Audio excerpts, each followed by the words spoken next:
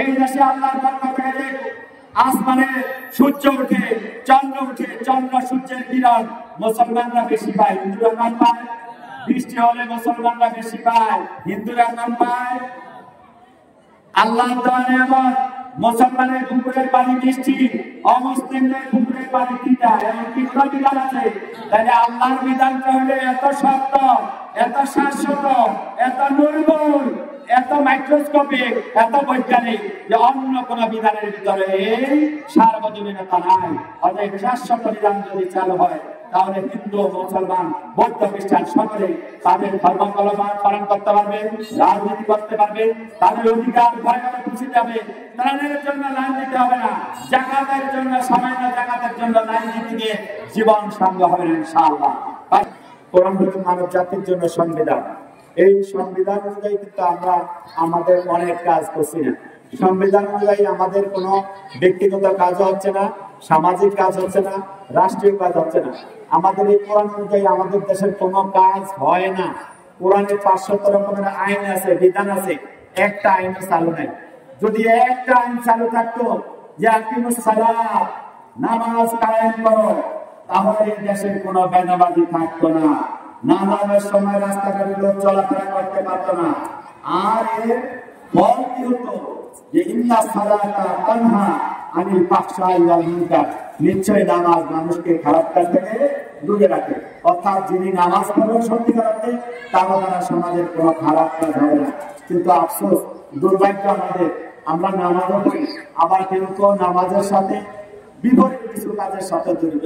সুদের সাথে আছে নামাজ পড়বো, ঘুষের সাথে আছে, দুর্নীতির সাথে আছে, তারপরে অন্যায় কাজের সাথে আছে, ফাহিশা কাজের সাথে আছে, মুনকার কাজের সাথে আছে। আছে কি না? বিগত 17 বছর যারা দেশ পরিচালনা করছে তাদের মনে হয় মাথায় টুপি ছিল না, তাদের মনে হয় মাথায় লোক ছিল না, তাদের মধ্যে নামাজের লোক ছিল না, সবই ছিল। কিন্তু ছিল না কোনটা? সেটা হলো আল্লাহর ভয়। যে উদ্দেশ্যে আল্লাহ তাআলা কোরআনে, যে উদ্দেশ্যে আল্লাহ তাআলা রমজানের রোজা দিয়েছেন, লাআল্লাকুম তাত্তাকুন, তাকওয়ার ভয় অর্জনের জন্য। কিন্তু আমরা রোজা রই না। রোজার সবকিছু ঠিক আছে আমাদের, ইফতার হয়েছে, সেহরি হয়েছে, তারাবি হয়েছে, তাহাজ্জুদ হয়েছে, ঈদের চাঁদ দেখে ঈদের নামাজ হয়েছে, সবই হয়েছে। কিন্তু এইসব জায়গার ভিতরে ছিল না একটা জিনিস, সেটা হলো তাকওয়া। কি ছিল না? আজকের সমাজে আমি বলবো আমাদের মাঝে পায়জামা আছে, পাঞ্জাবি আছে, নেসোসার আছে, দাড়ি আছে, টুপি আছে, আতর আছে, পাগড়ি আছে, মসজিদ আছে, মাদ্রাসা আছে, আমাদের ইফতারি আছে, সেহরি আছে, খতমে তারাবি আছে। আছে কি না? কিন্তু একটা জিনিস মনে হয় আমাদের ঘাটতি আছে। সেই জিনিসটা কি আপনারা বলতে পারেন? লাআল্লাকুম তাত্তাকুন, তাকওয়া। যদি সত্যিকার অর্থে মানব জাতির মধ্যে, বিশেষ করে মুসলিম উম্মার মধ্যে তাকওয়া থাকতো, তাইলে তাকওয়ার ভয় যাদের আছে তারা কোনো অন্যায় কাজ করতে পারে না। তারা ঘুষের সাথে থাকতে পারে না, সুদ খাইতে পারে না, ব্যভিচার করতে পারে না, জুলুম করতে পারে না, ভোট ডাকাতি করতে পারে না, লুটপাট করতে পারে না, চাঁদাবাজি করতে পারে না, টেন্ডারবাজি করতে পারে না, দখল বাণিজ্য করতে পারে না, নমিনেশন বাণিজ্য তারা করতে পারতো না। কিন্তু আফসোস, এই সব আছে, নামাজ কালামা আমাদের আছে। তাই বুঝতে হবে এই নামাজের দ্বারা কাল কিয়ামতে আল্লাহর কাছে সারার কোনো সুযোগ নাই। আল্লাহ রহমানুর রহিম, তিনি হয়তো দয়া করবেন যদি অন্তরের বিশুদ্ধতা থাকে, নিয়াতের বিশুদ্ধতা থাকে, তাইলে আল্লাহ তাআলা মাফ করবেন। কিন্তু যারা দিন কায়েমের পথে নাই, কোরআনের রাষ্ট্র প্রতিষ্ঠার আন্দোলনে নাই, একামতে দ্বীনের কাজে নাই, তাদের পরিণতি কি হবে আল্লাহ তাআলাই ভালো জানেন। সম্মানিত বন্ধুগণ, আজকে আপনাদেরকে বলতে চাই, ব্যানারে লেখা আছে সুধী সমাবেশ। আলহামদুলিল্লাহ, আমাদের সুধীবৃন্দ আসছেন, আমাদের নেতৃবৃন্দ আসছেন, ভোটাররা আসছেন, সাধারণ জনগণ আসছেন। বলতে গেলে এটা একটা ওয়ার্ডের বা একটা ভোটারের একটা জনসভায় পরিণত হয়েছে। এটা আল্লাহ পাকের মেহেরবানি, আপনাদের আন্তরিকতা, আপনাদের উদারতা, আপনাদের ইসলামীয়তা, কোরআনের প্রতি আপনাদের প্রেম, ইসলামের প্রতি ভালোবাসার নিদর্শন। এই ভালোবাসা কি আজকে ইফতার মাহফিল পর্যন্ত থাকবো, না কোরআনের রাষ্ট্র প্রতিষ্ঠা পর্যন্ত থাকবো? বলেন তো, কোরআনের রাষ্ট্র প্রতিষ্ঠা পর্যন্ত থাকবো। আল্লাহ তাআলা আমাদেরকে দুনিয়াতে পাঠিয়েছেন আল্লাহর খলিফা হিসাবে, প্রতিনিধি হিসাবে। আমাদের দায়িত্ব হলো আল্লাহর জন্য আল্লাহর দ্বীনকে প্রতিষ্ঠা করা, কোরআনের শাসন প্রতিষ্ঠা করা। আমি শেষ দিকে চলে আসতে চাই। বিগত 53 বছর বাংলাদেশের স্বাধীনতা কত বছর হয়েছে? 53 বছর হয়েছে। এই 53 বছরে আপনারা কি কি পান নাই? অনেক কিছুই পান নাই। আপনারা সন্ত্রাস দূর করতে পারেন নাই, আমরা দুর্নীতি দূর করতে পারি নাই, লুটপাট বন্ধ করতে পারি নাই, ঘুষ বাণিজ্য বন্ধ করতে পারি নাই, দখলদারিত্ব বন্ধ করতে পারি নাই, চাঁদাবাজি বন্ধ করতে পারি নাই। পারছি নাকি? আমি চ্যালেঞ্জ দিয়ে আজকে বলে যাই, কিয়ামত পর্যন্ত সমগ্র মানুষ যদি চেষ্টা করেন, ঘুষ বন্ধ করবেন, দুর্নীতি বন্ধ করবেন, আর মানুষের মঙ্গল আইনের পিছে থাকবেন, মানব রচিত আইন দিয়ে দেশ চালাবেন, তাহলে কিয়ামত পর্যন্ত এগুলি বন্ধ করা যাবে না। যদি সুদ, ঘুষ, দুর্নীতি বন্ধ করতে হয়, মানুষের অধিকার প্রতিষ্ঠা করতে হয়, আইনের শাসন, ন্যায় বিচার প্রতিষ্ঠা করতে হয়, জাতি, ধর্ম, বর্ণ নির্বিশেষে সকল নাগরিকের অধিকার নিশ্চিত করতে হয়, তাহলে আমাদের সবাইকে এক আল্লাহর বিধান, শাশ্বত বিধান, মানব জাতির মুক্তির গ্যারান্টি আর কোরআনের সমাজ, কোরআনকে সংবিধান হিসাবে এই বাংলার জমিনে প্রতিষ্ঠা করতে হবে। আমরা কি রাজি আছি? আমরা কি কোরআনের শাসন চাই? কে আমরা কোরআনের শাসন চাই? হে আল্লাহ, আপনি সাক্ষী রাখুন, আমাদের প্রিয় ভাইরা বাংলাদেশের জমিনে কোরআনের শাসন চাই। আল্লাহ আপনি আমাদেরকে কবুল করুন। সম্মানিত বন্ধুরা আমার, আমি আজকে বলে শেষ করতে চাই এবারে যে জামাত ইসলামী গত 41 সাল থেকে এই উপমহাদেশে, বিশেষ করে বাংলাদেশ ভূখণ্ডে কোরআনের সমাজ প্রতিষ্ঠা করতে গিয়ে জামাত ইসলামীর হাজারো নেতা কর্মী শাহাদাত বরণ করেছে। জামাতের প্রথম শ্রেণীর নেতা আমির জামাত যিনি ছিলেন মাওলানা মতিউর রহমান নিজামী, সেক্রেটারি জেনারেল ছিলেন যিনি আলী হাসান মুজাহিদ, ওনারা তো দুইজন মন্ত্রী ছিলেন, তাই না? ওনারা 5 বছর রাষ্ট্রীয় দায়িত্ব পালন করেছে, 3টা মন্ত্রণালয়ের দায়িত্ব পালন করেছে। আমাদের বিরোধী বন্ধুরা সারা বিশ্বের এলাকায় অনুবীক্ষণ দুর্বীক্ষণ দিয়ে চেষ্টা করেছে আমাদের এই জাতীয় নেতৃবৃন্দের 2 টাকার দুর্নীতিও ধরতে পারে না।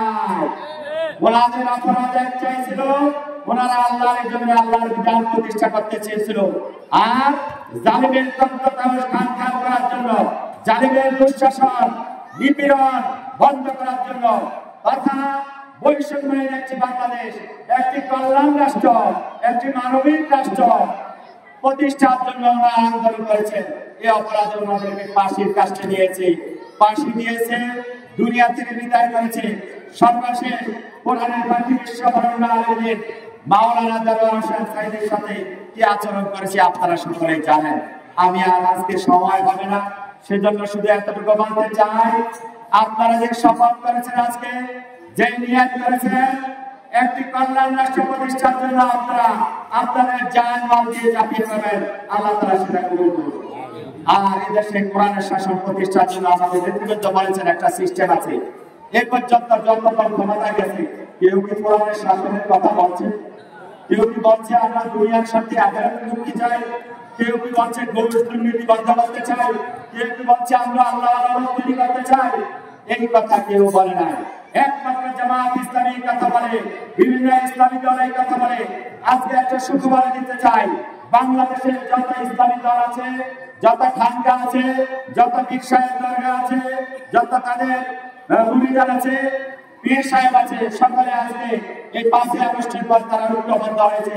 আগামী জাতীয় নির্বাচনে কোরআনের বাক্স একটা হবে। আপনারা কি খুশি হবে? চান কোরআনের বাক্স যদি একটা হয়, তাহলে আর কেউ আমাদেরকে বলতে পারবে না ওলামায়ে কেরাম কত ভাগ, আমরা কোন দিকে যাবো, মসজিদ কতগুলি, নামাজ কোনটা করবো, এই জন্য রাস্তাঘাটে দৌড়াইছি, মসজিদে যাই না।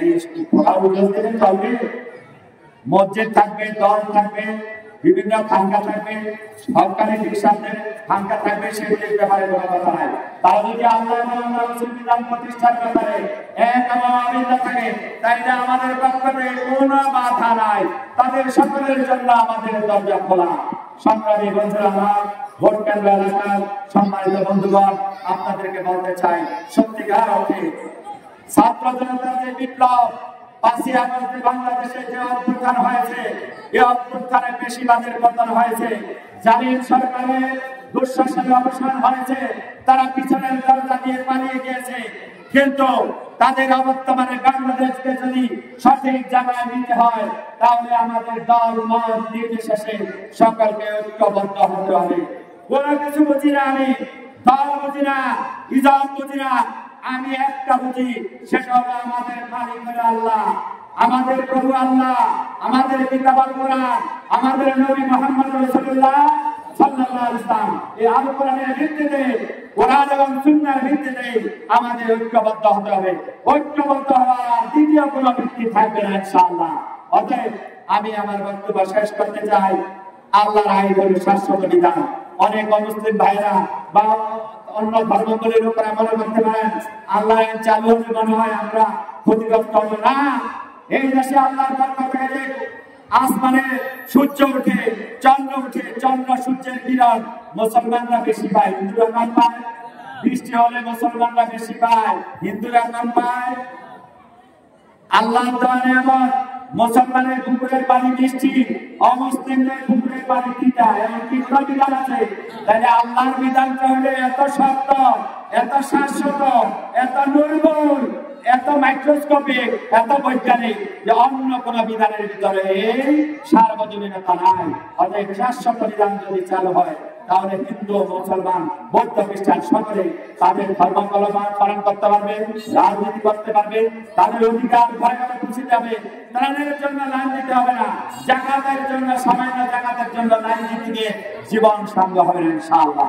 কাজেই একটা কল্যাণ রাষ্ট্র চাই, যে কল্যাণ রাষ্ট্রের নমুনা হলো মুহাম্মদ রাসূলুল্লাহ সাল্লাল্লাহু আলাইহি ওয়াসাল্লাম যে মদিনা ইসলাম রাষ্ট্র করেছেন এবং প্রত্যেক খলিফায়ে রাশিদিন যে 30 বছর খেলাফতের শাসন ব্যবস্থা কায়েম করেছেন, সে আদলে বাংলাদেশে জামাত ইসলামী একটি শাসন ব্যবস্থা, ইসলামী শাসন ব্যবস্থা প্রতিষ্ঠা করতে চায়। সেই শাসন ব্যবস্থার প্রতি আপনারা সকলে আগামী জাতীয় নির্বাচনের সমর্থন জানাবেন, কোরআনের পক্ষে রায় দিবেন এবং কোরআনের পক্ষে 151 জন সংসদ সদস্য নির্বাচিত হলে তারা গিয়ে সংসদে কোরআনের পক্ষে আইন পাস করবে। যে কোরআনের আইনের ভিতরে কোনো ভুল নাই, যে কোরআন হলো নির্ভুল, যে কোরআন হলো শাশ্বত, যে কোরআন হলো মানব জাতির সংবিধান, যে কোরআন হলো দুনিয়া এবং আখিরাতের মুক্তির গ্যারান্টি, মুক্তির চমক, সেই কোরআনের শাসন প্রতিষ্ঠায় আমাদের সবাইকে ঐক্যবদ্ধ হওয়ার আহ্বান জানাচ্ছি। সবশেষে জামায়াতের আমির ডাক্তার শফিকুর রহমান বাংলাদেশের অভিসংবাদিত নেতা, বিশ্ববরেণ্য নেতা, আজকে তিনি এক নামে সারা বিশ্বে পরিচিত হয়েছেন, একজন নির্ভীক ব্যক্তি হিসাবে যিনি সাধারণ মানুষের মতো যান চলাফেরা, কোনো প্রোটোকল দিতে হয় না, সাহাবায়ে কেরাম যেভাবে রাষ্ট্র পরিচালনা করেছেন সে আদলে তিনি তার সমস্ত রূপরেখা জাতির সামনে পেশ করেছেন। তার পক্ষ থেকে আপনাদেরকে সালাম, সম্ভাষণ, অভিবাদন, সংগ্রামী শুভেচ্ছা জানাই।